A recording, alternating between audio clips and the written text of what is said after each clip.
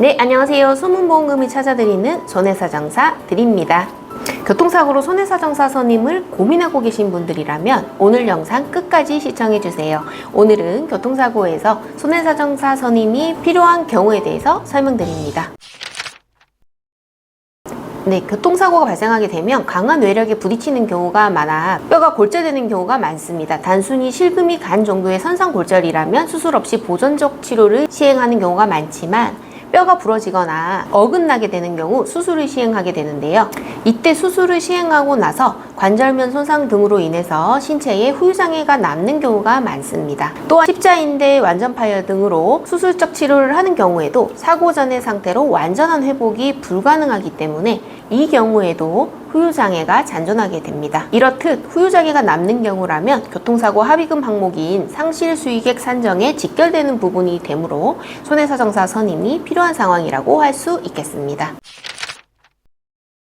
대형 교통사고가 발생하는 경우 신체의 장기 손상이 있는 경우가 있습니다. 특히 늑골 안쪽에 있는 장기의 손상이 생긴 정도라면 굉장히 심각한 부상을 입은 정도가 되는데요. 이 경우 수술이 반드시 필요한 경우가 많고 장기간의 요양을 필요로 하는 경우가 대부분입니다. 이때에는 장기간의 요양으로 인한 휴업손해와 부상에 대한 장애 발생으로 향후 상실되는 수익이 발생하고 타인의 간병이 필요한 정도의 상태가 대부분이라 간병비가 발생하기도 합니다. 이러한 휴업손해 상실수익의 간병비 등에 따라서 합의금이 큰 차이가 발생할 수 있기 때문에 이 경우라면 전문가의 도움이 반드시 필요하다고 할 수 있겠습니다.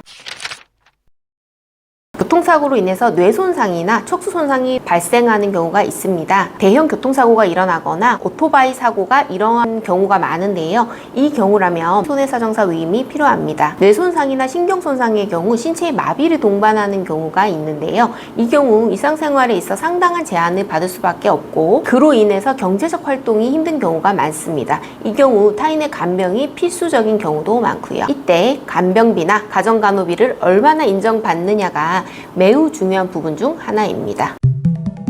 네, 오늘은 교통사고에서 손해사정사 선임이 필요한 3가지 경우에 대해서 알아보았습니다. 오늘 알려드린 3가지 이외에도 장기간의 입원 치료를 필요로 한다거나 흉터치료 등으로 오랜 기간 치료를 요한다거나 다양한 요소로 인해서 보험회사와 분쟁이 있으신 경우라면 손해사정사들 TV에 상담 받아보세요. 저희가 손해사정사 선임이 유리한 상황인지 검토하고 상담 도와드리도록 하겠습니다. 오늘도 시청해주셔서 감사합니다.